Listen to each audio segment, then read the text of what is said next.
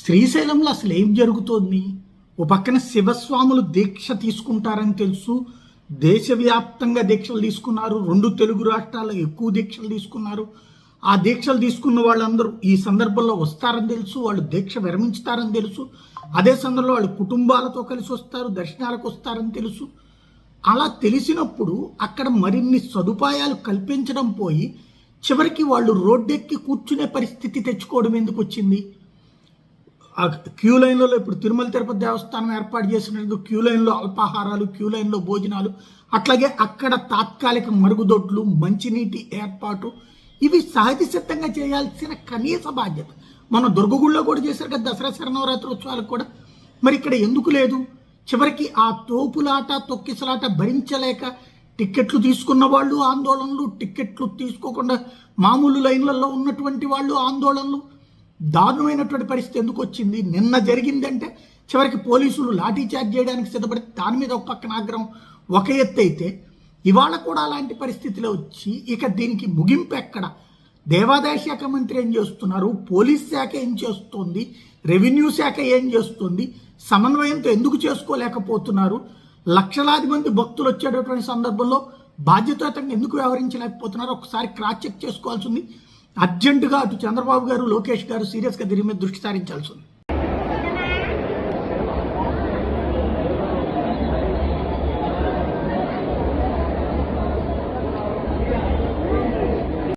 కనీసం బయట ఖాళీ ఉంది వచ్చి చూడండి. అసలు పసిపిల్లలతో వాళ్ళు కళ్ళు తెలుసు కదా. ఏం అరేంజ్మెంట్ చేశారు? మినిమం అనౌన్స్మెంట్ కూడా లేదు. అట్లా కాదు, వచ్చి 2 గంటల లైన్లో ఉంటున్నారు. మీరు వాలంటీర్స్ పెట్టారు, వాలంటీర్స్ ఏం చేస్తున్నారు? వాటర్ కూడా ఏం చేస్తారు?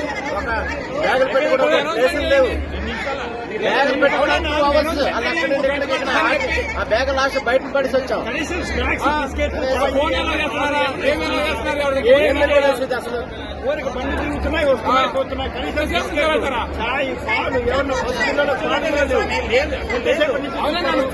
అనౌన్స్మెంట్ చేయాలని చెప్పేసి నేను చెప్తాను విషయం. నేను చెప్పేది ఇదే చెప్తా. చెప్పు. అక్కడ 12:30 వరకు కంపార్ట్మెంట్ లో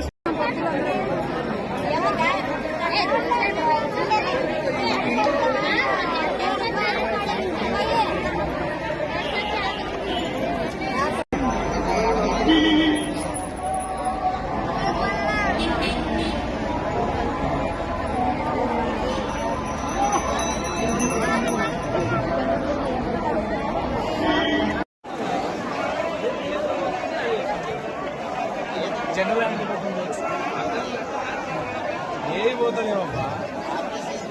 మరి వాళ్ళు వస్తున్నారు.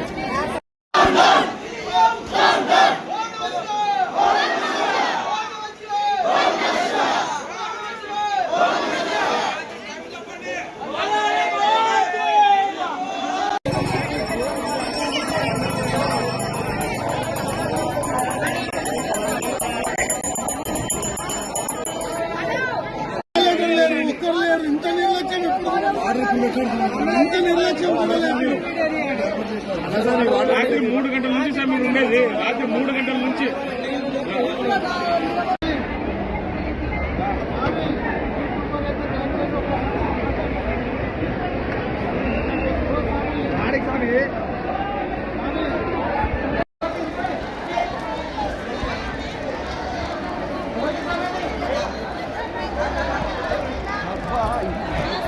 ఏం చేసిండారు? వచ్చేసాడు, ఇచ్చేసాడు, తక్కువ ఏం చేస్తూ ఉంటారు.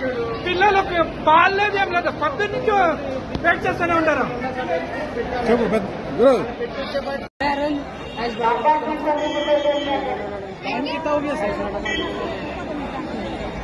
ఏం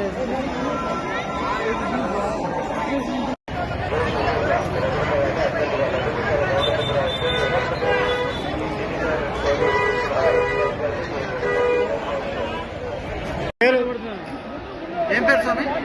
మాది తెలంగాణ స్వామి నరసింహారెడ్డి.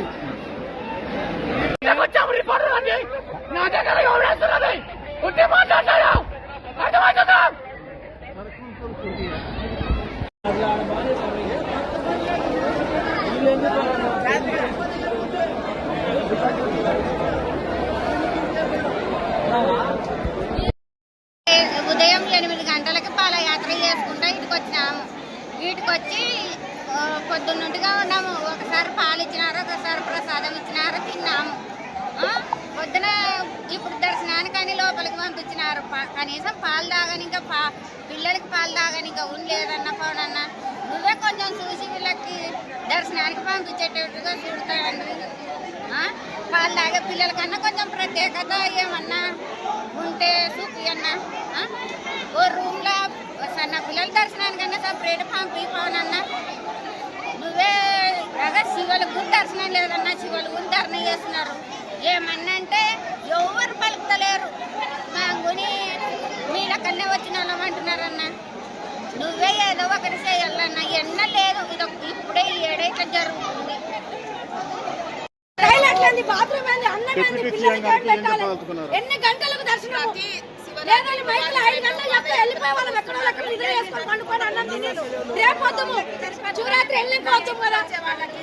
అప్పులో దర్శనానికి వచ్చిన వాళ్ళకి లైన్లో నిలబడ్డాము. ఇప్పటిదాకా దర్శనం 7 గంటలు అన్నాడు. 5 గంటలకు క్యూలో వచ్చినాము. దర్శనం లేదు ఎక్కడ. మీరంతా డబ్బులు దర్శనం మరి ఫ్రీ దర్శనం చెప్పుకుంటే సరిపోయి లేదంటే మేము ఊపుకుంటాం కదా. కొట్లాడాము కదా.